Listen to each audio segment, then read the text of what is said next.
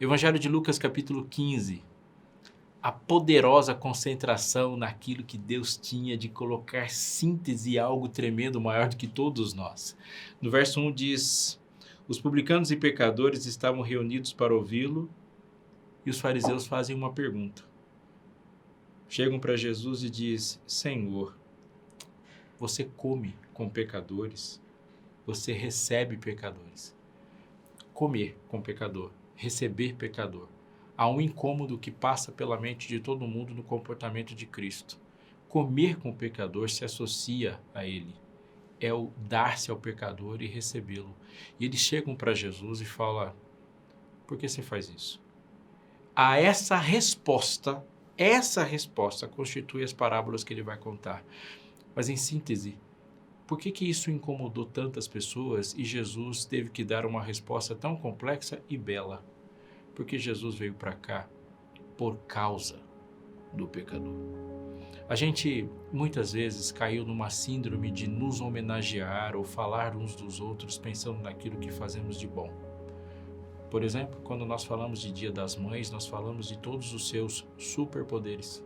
Mães podem, mães acontecem, mães têm hiperhabilidades. Falamos do Dia da Mulher nas suas singularidades e falamos de coisas que uma boa parte das mulheres nem acreditam. E assim como todas as outras coisas. Mas se tudo isso que falamos sobre nós mesmos fosse real, por que chamaríamos a Jesus de Salvador? Só se fala de Salvador quem precisa ser salvo. Falamos de nós nas nossas habilidades, mas quando Jesus se aproxima de nós, ele nos chama de ovelhas. Ovelhas são frágeis, ovelhas são lentas, ovelhas não têm presas, ovelhas não têm raciocínio forte, ovelhas não são predadoras, ovelhas são dependentes, ovelhas são brigões. Ovelhas nem existiriam se não existissem pastores. Ele nunca chegou para você e para mim e falou: vós sois minhas águias, meus tigres, meus leões.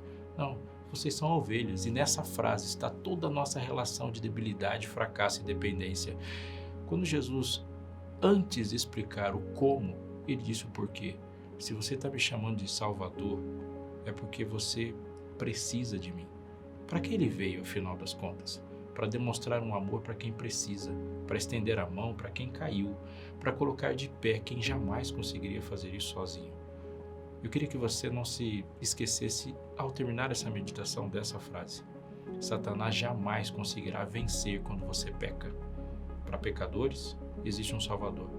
Mas ele começa a abrir o placar quando você e eu somos convencidos de que o pecado é o fim da história, ou de que nós não temos um Salvador pleno o suficiente para nos salvar de fato. Para que ele veio? Ele veio por mim e por sua causa, porque não somos o que muitas vezes imaginamos ser, mas no recôndito do nosso quarto, do nosso coração, no último cômodo da nossa casa, lá onde choramos sozinhos, existe um Salvador que chega até lá e diz: eu conheço você, eu sei do que você precisa de mim. Eu descanso em saber que eu não consigo, mas Deus pode tudo.